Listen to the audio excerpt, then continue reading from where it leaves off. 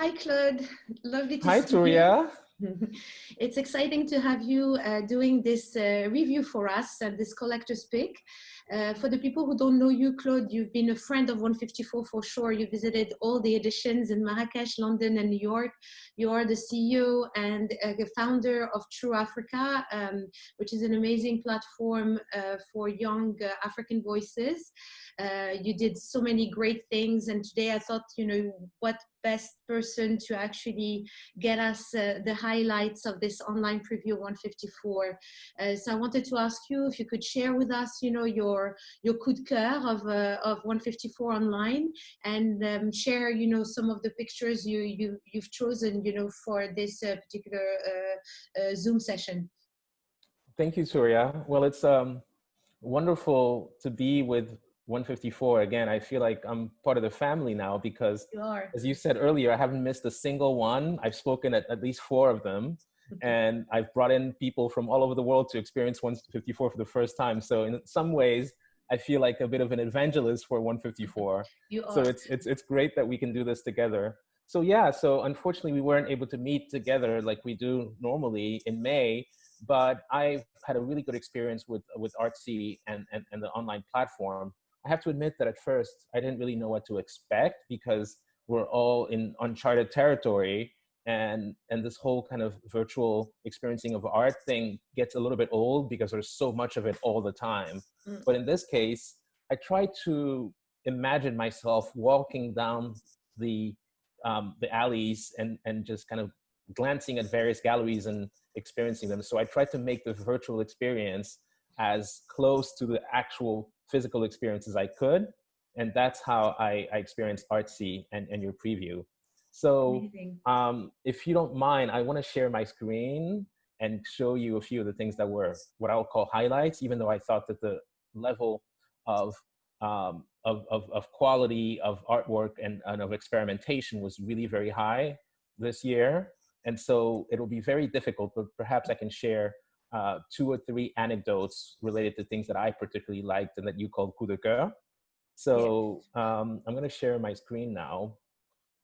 And essentially, um, many of the galleries I knew. There were some new galleries this year, which was interesting. And some of them, I kind of noticed the evolution of their work. I was always struck by the world of Gerald Chukwuma. I've always been a big fan, but I'm going to perhaps stop at some of the ones that I particularly explored as I was doing my online walk. So essentially, Alexis Peskin and the work that was shown at October Gallery is probably the first kind of really very strong experience that I had. And I say this because I'm a little bit biased because I've been following Alexis's work for almost 2 decades now. And it's interesting when you start looking at a 20-year kind of trajectory, it almost feels like the October Gallery presented a bit of a mini kind of mid-career retrospective for Alexis. And I want to perhaps focus on this specific work, which is called Alto Amor from 2019, which I thought to be really, really strong. But it's the work here. Yes. It's the work here that has a big heart next to it that you can see. And what I love is the expression on these 2 women and the word Amor, Alto. The title just really fits this incredible bond that you see between these 2 women that also feels extremely authentic.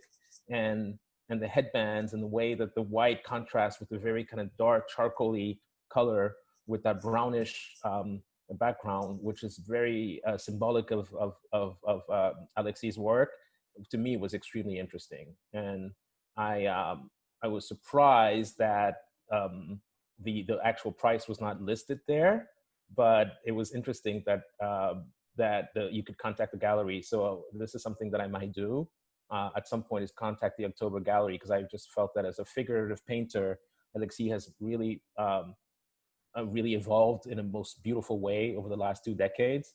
And to me, what he showed at the October Gallery was very, very, very strong. I agree. And we had the chance to have him a couple of times at the fairs, and price-wise, the galleries had the choice to put the price or not, so it's all, their choice, being, more transparent with the prices. But I'm sure part of the experience is to be able to talk to the gallery themselves, and be able to develop that relationship online as well. Yeah, I like what you said about the relationship online. One relationship that I felt might be difficult to develop online was with Romuald Azoumé, who was also shown at the October Gallery. I didn't even want to inquire about the price for those ones, and I felt it's better not to even go down that rabbit hole because it might be a bit of a shocker. But the work that was shown is also very strong, and I've been following Romuald's work for more than 20 years. And it's interesting that the October Gallery picked this particular work. I had seen an exhibition of his at Gagosian in New York 2 years ago, at the Gagosian Gallery on Madison Avenue. And this is very much in line with some of his best work. So I think the curation from the October Gallery is absolutely first class, and I was extremely happy with what I saw there. I want to keep moving because I know we don't have too much time, and I could keep talking about this for hours. But as I scroll down, obviously Omar Ba, we all love his work. I don't know anyone who doesn't love that work, and it's absolute classic right now. But I want to keep going and talk specifically about other artists that I actually discovered at the preview.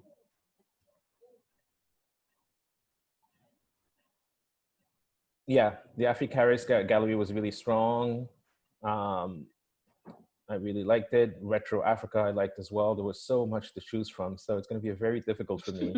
That's one of the advantage of the online. They can upload a lot of artwork from the different artists they propose, so they're not limited by the walls of the booth.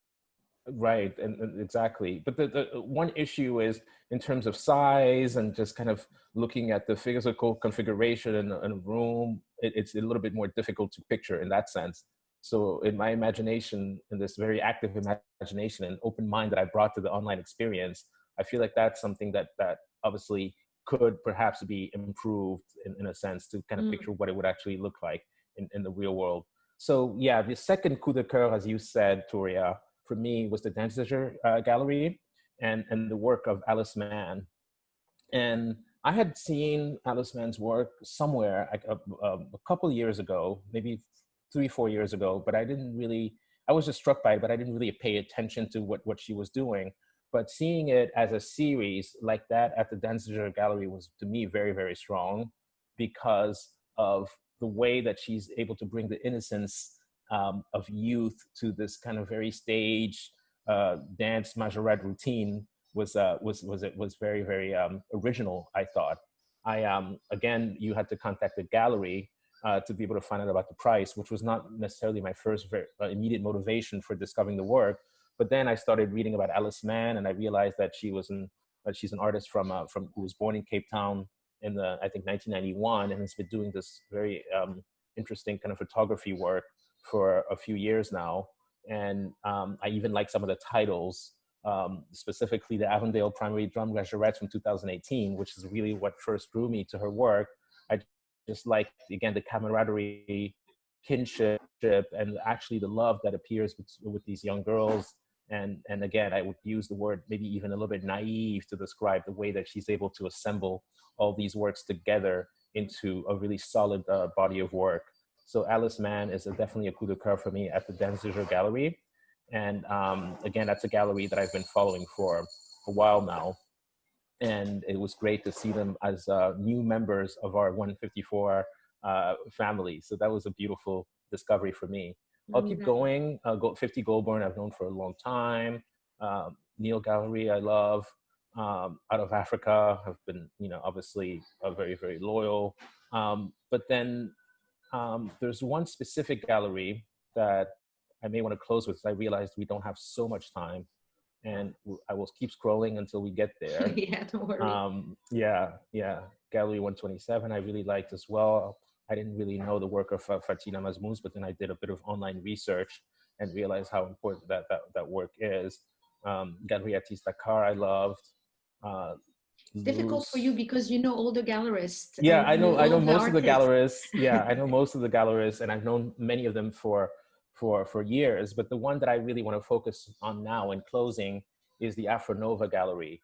And the reason I want to focus on it is because Henri Vergon, the founder, the late founder of Afro Nova, was a friend of 20 years actually, and I just really was so deeply moved when you, Toria, told me that he died. I didn't even know that he died until you It was a sent me that huge email. loss. It was a huge loss, a huge shock for many of us. And I want to speak a little bit about him because, number one, I love the way that the Elsa Bleda was presented and with these Johannesburg nightscapes, which I can so relate to because I've been to those neighborhoods in that way. But the reason I was really drawn to the specific selection in the Afro Nova section of the gallery is because those nightscapes that are described in Elsa Bleda's work are the areas where I actually met Henri when I first went to Johannesburg 20 years ago. I actually was there reporting with my team back when I was running Trace magazine, and we were doing a special South Africa issue.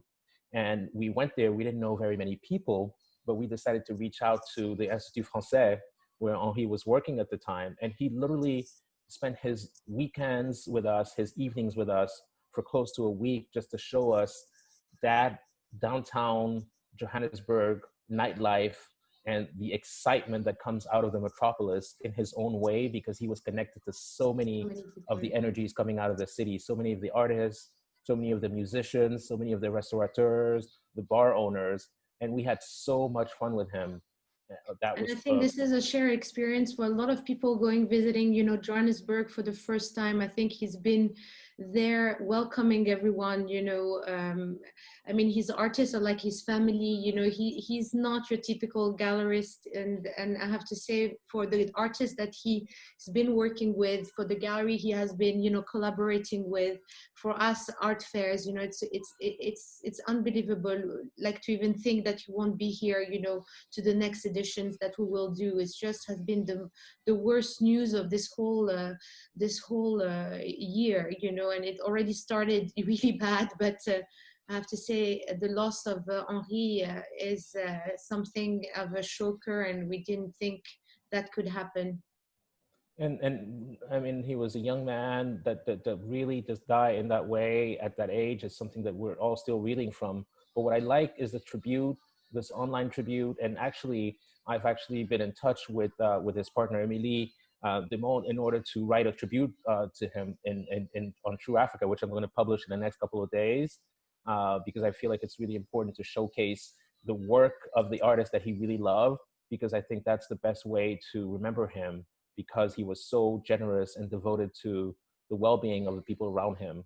And there's not many people that you meet who will give you their time, then have no expectations in return. He was one of those selfless gallerists. And before he was a gallerist, he was just one of those people who was extremely generous with everything in life. And I feel like the art is a testament to who he was and the people that he surrounded himself with, and they will remember him forever. So to me, the Elsa Bleda Nightscapes from Johannesburg, those series are extremely interesting to me. And I also love the fact that they're very affordable.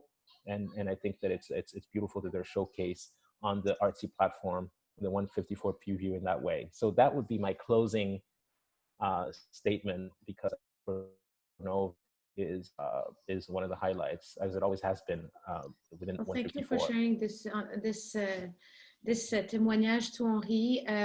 My last question before I let you go is that, so how did you feel about this online experience in general? Like, do you think it should continue? It should complement the fair? You know, what is, you know, things that we could improve, or maybe, you know, add to the physical experience with this online platform? Well, I like the experience, but as I said, the fact that I wasn't actually able to see the physicality and the true dimension of the artworks was a bit of a downer for me. That's the one thing that was a little bit disappointing in that sense. But I believe that there has to be a model that you end up shaping going forward that is a combination of online and also offline. And the reason I say that is because we all kind of have to get used to social distancing in the next few months. And I believe that there might be an opportunity to experience 154 physically in smaller settings. Mm. So, and I mentioned this in the chat section, which I'm glad that we got to talk a little bit about it in the Zoom talk that you had with the other gallerists last week.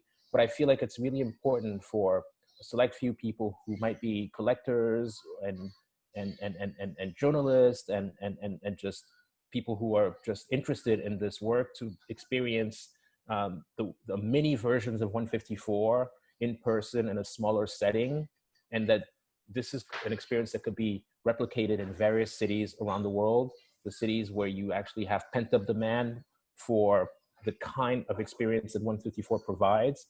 I feel like the combination of an artsy display in this way with smaller, more private, more intimate fairs, I would say, even though they would be mini fairs, would be a really good model as we socially distance before we get back to the new normal or whatever that looks like. Yeah. Well, Claude, it was lovely talking to you today, and thank you for being with us. And I hope to see you really soon, physically, not just online. But thank you so much, and I hope to see you soon. Thank you so much, Touria. What a wonderful opportunity. Good luck with everything. Thank you. Bye. Thank you.